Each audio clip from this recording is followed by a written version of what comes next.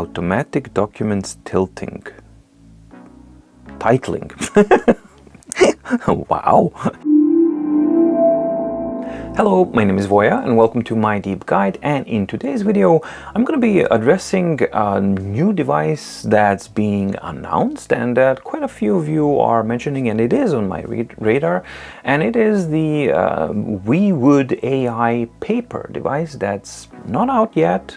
It's going to be a crowdfunding thing, but a lot of people seem to be excited about it, so let's check it out what it is. But before we do, I want to invite you to check out mydeepguide.com/shop, where you can find My Daily Organizer, or MDO, and MMP, My Deep Guide Meeting Planner, both of which are hyperlinked PDF files that help you organize all of your yearly, quarterly, weekly, monthly, daily, personal or professional needs in the case of MDO. In the case of MMP, simplify, centralize, and organize all of your meeting planning needs. If any of this sounds remotely interesting to you, you can actually check out the linked playlists in the description below, where you can find much more information about what these products are and whether they are right for you or not.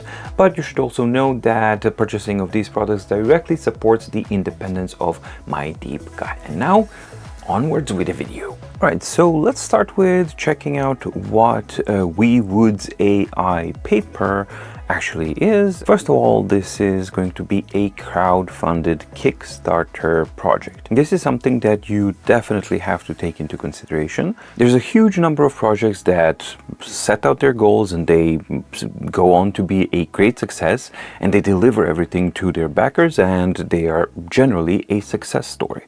Unfortunately, there's also a very large number of Kickstarter campaigns that simply run into difficulties of one kind or another, or complications, and then the thing that's actually delivered, if it's delivered, because if you remember the Topjoy Butterfly and the Re-Ink Stone, that was a horror story for the backers. And for example, I backed the Topjoy Butterfly because it was a cheaper version.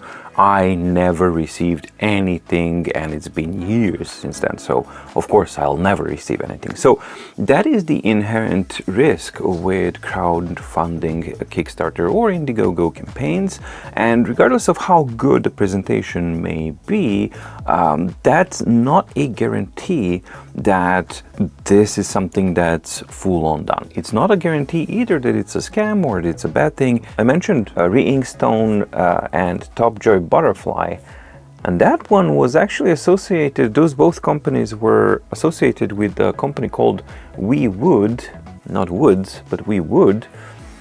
And yeah, that company in itself had a really bad reputation. So I don't know if this is a coincidence that this is called WiWoods, or is this another subsidiary of the WiWood company. If there is, that is a most definite red flag, because previous experience with WiWood related companies and deliveries was not good, and a lot of people got burned.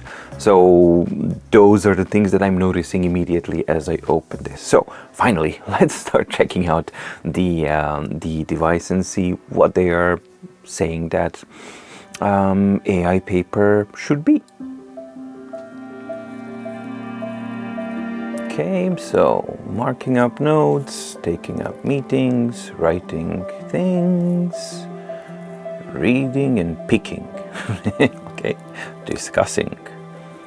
In the meeting. Premium stylus pen with eraser. Cool, has an eraser. Handwriting email, always handy, outdoors. Yes, but it's not front lit. AI integration seems to be the main thing here. Voice input. AI input everywhere in your life. Oh, there's a bit of a double meaning there. Everywhere in your life. Depends what you want and what your priorities are. You can look at this sequence of events in one way or another. Absolutely, if it works decently, then this is a major convenience.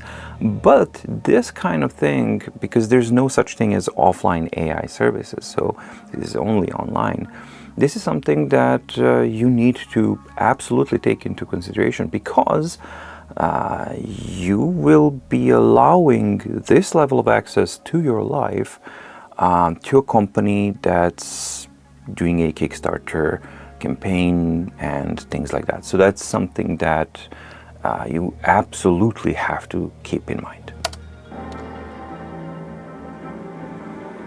Always with you, AIPaper. Although these things do seem very, very convenient, ever present. Yeah. Right, so that is the video presentation. The device actually looks really, really pretty. It looks like this, like the Remarkable 2 and the Books Go 10.3. And actually, if you scroll down even further, they are now claiming that the AIPaper is going to be 0.1 of a millimeter thinner than the Books Go 10.3. Now, I did measure that little back of a layer that the Books Go 10.3 has, and that one is precisely 0.1 millimeters thin. So, for all intents and purposes, this is going to be as thin as the Books Go 10.3, but without that back faux leather layer that they have. Okay, so if it does manage to make a claim of 4.5 millimeters thinness, it will be the thinnest tablet out there.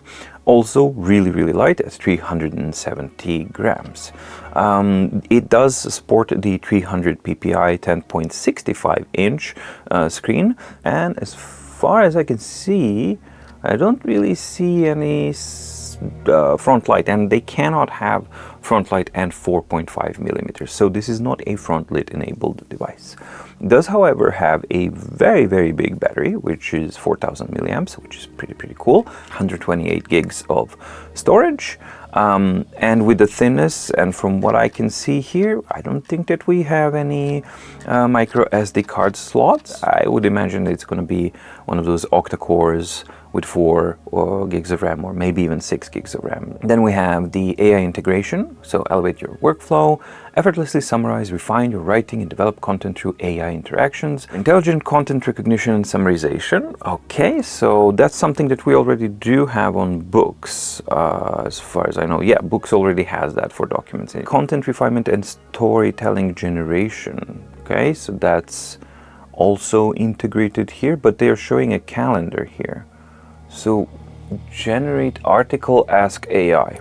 Document summarization and grammar polish, so main points, grammar correction, analyze content, generate article, text conversion. I would assume that since we have handwriting here, that this is functionality of the AI integration in notebooks themselves. So meeting minutes and ask AI, and daily organization and reporting. All of these, frankly, do seem like very, very interesting and potentially extremely useful points if you are okay with the inherent implications of what this technology means and what's the price that you're actually paying for this level of comfort. So that's something, that's a different discussion. But definitely, if it actually works and does these things, seems like something that could generally be interesting. And on top of that, you have the voice command input, seamless sync with ViWoods V-transform. Stay connected across devices with a blah blah blah. So, yeah. So you will have to create your own login account for the AIPaper at mywoods.com, which is interesting because it's myremarkable.com. So, unlike Remarkable, which is something that they should have done like such a long time ago, apparently they're planning, at least, I have no idea if any of this is done, but WiWoods is planning to have support for multiple devices on a single account. So that is a good thing to see. Advanced file transfer simplifies file transfers, enabling you to share notes and documents across devices effortlessly through QR codes, Bluetooth, or email. Okay, fine. This is standard stuff. Handwriting email, handy, but we already have that in other applications as well. Automatic documents titling. Wow, this, if it works, is an excellent thing for people who may find that kind of thing, may have a need for that kind of thing, right? If you have some organizational challenges or things like that, great. It finds things for you and organizes them. But again, here, you have to think on a level of, great, how does it do that? And it does that by analyzing all of your contents in that notebook, sending that to most likely OpenAI servers for the AI to analyze it and give you a title for that document, and then sends that back there. Which means that should you agree to these kinds of things, all of your data and everything that you're sending in order to take advantage of AI functionalities, all of your data will have to circulate through at least one, if not multiple servers, because I would assume that it has to go to a ViWoods account, and that ViWoods has an account with, let's say, OpenAI or another AI server. So you have at least 2 servers where your data is constantly going to be circulating through. Again, it is totally up to you if this is something that you want or not, but the whole point of this tablet is that AI integration. And while that most certainly is very convenient, that's something that you have to keep in mind, that in order to use it, you are forfeiting any and all rights to privacy of your data. 3-way handwriting conversion, real-time, selective, and full page. Cool. Revolutionize your learning. Okay, that's very standard stuff that we've had on books, devices for a very, very long time, and on Supernote as well. Sketching and designing easily. Well, that will depend on what type of pens we got, and yeah, that we can't judge anything from images here. Reading and more apps will be available. Yeah. So you don't have a Google Play Store access. Here we go, specifications. Octa-core, like it's taught, octa-core 2 GHz, 4 GB of RAM. ROM, it's not ROM, it's storage, it's 128 gigs. Stylus pen, 1065. With flexible material, more durable than glass. Okay, so this may be Carta flexible. Okay, cool. That would be interesting to see. Bluetooth, lithium-ion battery, Android 13. So it is an Android device, but does it say anywhere that it is Google Play enabled? No, not that I can see. Maybe I'm missing. Launching soon on Kickstarter. There's one thing that I really, really dislike, and that is that we have these non-physical capacitive menu buttons that are down here at the bottom. So if you see this pose here when you're writing, yeah, this is convenient if your handwriting habits are like that. But these being capacitive touch buttons, they really need to have properly good palm rejection and accidental touch algorithms in place for this to work in a non-intrusive way.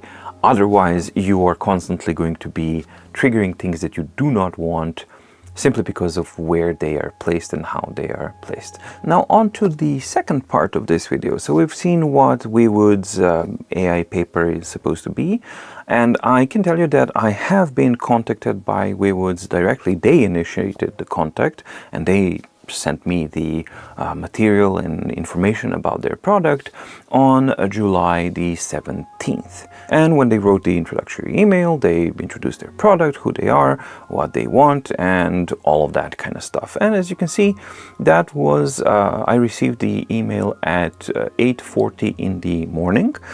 And my reply was done on the same day, 1 hour and 15 minutes later. I reviewed what they've sent, I've checked that kind of thing, and then I sent my standard response to these type of collaboration emails that I do get, which says, thank you for your email and for reaching us out. Yes, I'm interested, would love to test your product, as it does seem like a properly interesting and focused product. However, there are a couple of things that I would need to mention beforehand so that there are no misunderstandings in the future. And this is something that I send to absolutely everyone every single time that there's a new cooperation kind of thing. So this is my standard set of conditions for me to cover something on my deep guide. So, independence and integrity are two primary focuses of my deep guide. This means the following. Number one, I keep the full editorial rights on the content and substance of the video created, meaning they can't interfere or tell me what to say, what not to say.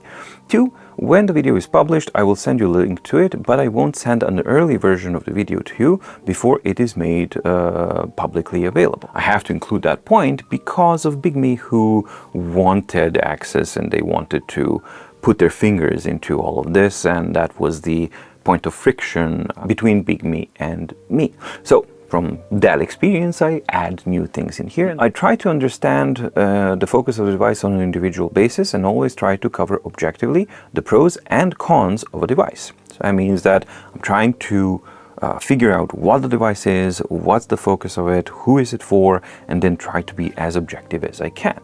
And four, when a project is still in a crowdfunding stage, I always issue a general warning regarding crowd-funded projects. This being a Kickstarter project, it directly applies to that project. So if this sounds as something that you can be okay with, then yes, please do send a review loan device to me. And I also iterate that please let me know about any specifics that you feel that I would need to know or pay attention to, whether they are hardware or software related. Normally my process is to first create the unboxing and first impressions video. For this video, I will ask minimal questions, as the point of the video is the first impressions of a device, after which I will start the testing process of the device for the in-depth review video. During this process, I will likely ask too many questions, as they may arise during the testing process. The whole process normally takes around 3 to 4 weeks. Can I have the device for that period of time, or how long is the loan period for? I'm looking forward to testing the ViWoods AIPaper, but I think autocorrect just went there, as it really does look impressive for the promo video on your website, and thank you for contacting me about it. Kind regards. So that was sent 1 hour and 15 minutes after they initiated the contact regarding their product being reviewed and featured on my deep guide. July 26th, they reply and they say, "Hi there, thank you for your interest in our product." Well, okay. "Apologies for the late reply, we have been checking with our team." Okay. "We regret to say that the collaboration is not feasible at this time due to scheduling conflicts, or shall I say scheduling conflicts.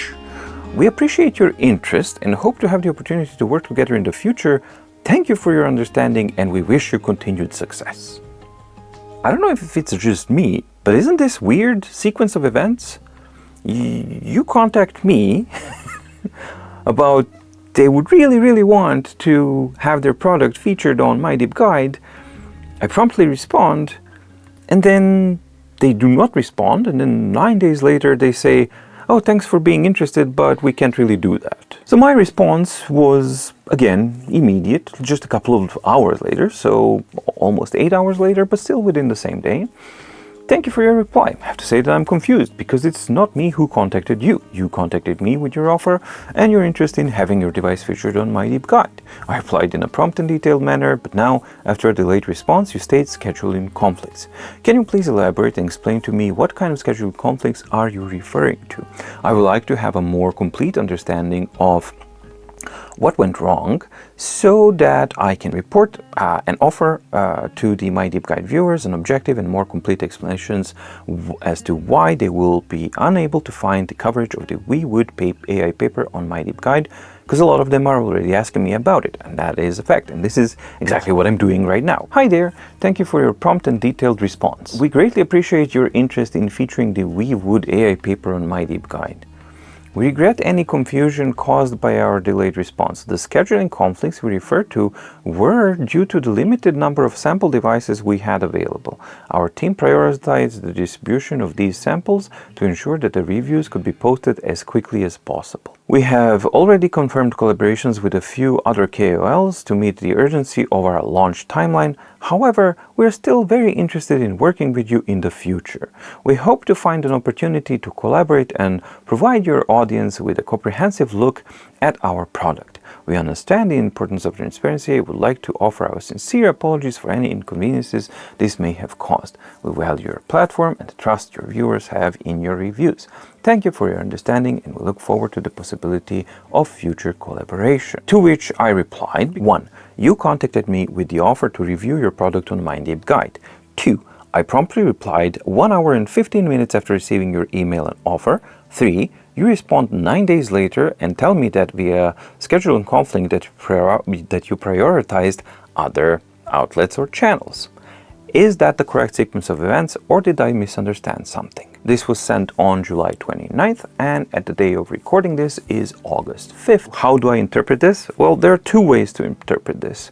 One is a cynical way, and the other one is just to take things at face value. So the first one, which is going to be taking things at face value and with a degree of benefit of a doubt, the way I would look at this is the key thing that they are saying here: urgency of our launch timeline, and our team prioritized the distribution of these to ensure the reviews could be posted as quickly as possible. So this to me seems perfectly reasonable as a prioritization.